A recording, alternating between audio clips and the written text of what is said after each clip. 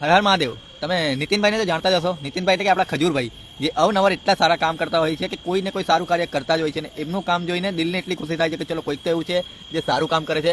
પણ હા, એક વાત બીજી અમને કહી દઉં કે ખજૂરભાઈ તો સારા કામ કરે જ છે, પણ એની સાથે જ એક એવો વ્યક્તિ બીજો પણ છે જે એમની જેમ જ એક સારા કામ કરે છે, જેને તમે પિક્ચરોમાં ફિલ્મોમાં તો બહુ જોયો હશે, પણ રિયલ લાઈફમાં બહુ ખાસ કોઈ જાણતું નથી.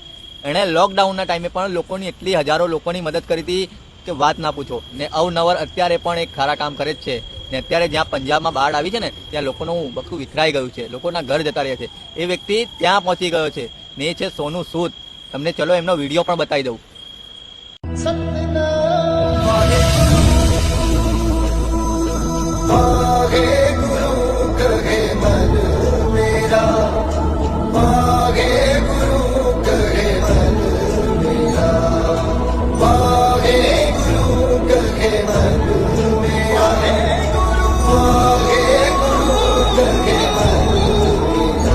दिखा रहे हैं कि नहीं, चाय बना लेते हैं।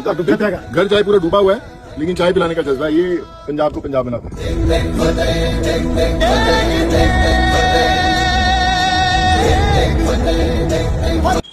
તો આ છે સોનુ સૂદ મારા ભાઈઓ. તો ભાઈ એમને સપોર્ટ કરો, જેટલું હોય શકે એટલું. એમના વિડીયોને પણ લાઈક કરો. ને એક વાત કે ભાઈ એ ભાઈને પણ આગળ સોનુ સૂદ છે આપણા હીરો છે, પણ રિયલ લાઈફમાં પણ એ હીરો છે જે લોકોની મદદ કરે છે. જેમ આપણા ખજૂરભાઈ મદદ કરે છે એમ આ પણ મદદ કરે છે. તો ભાઈ હું એમ જ કહીશ કે આવા માણસોને આપણે આગળ વધારવો જોઈએ, ભલે એ ફિલ્મમાં હીરો હોય કે રિયલ લાઈફમાં હીરો હોય. પણ અગર જો એ કોઈકનું સારું કરતા હોય ને તો એ માણસને આપણે આગળ વધારવો જ આપણું કામ છે. તો ભાઈ આ ભાઈ અત્યારે પંજાબમાં પહોંચ્યા છે અને લોકોની મદદ કરી રહ્યા છે, લોકોનું ઘર બનાવવાની પાછી તૈયારી કરવા જઈ રહ્યા છે. તો જોઈએ એમને મદદ હવે કેટલી કરી શકે છે, પણ જેટલી પણ કરશે ને સારી જ કરશે, કેમ કે અત્યાર સુધી એમણે બહુ લોકોની મદદ કરી છે. તો ભાઈ નીતિનભાઈ આવા બધા લોકોને આપણે સપોર્ટ કરશું તો આગળ વધશે.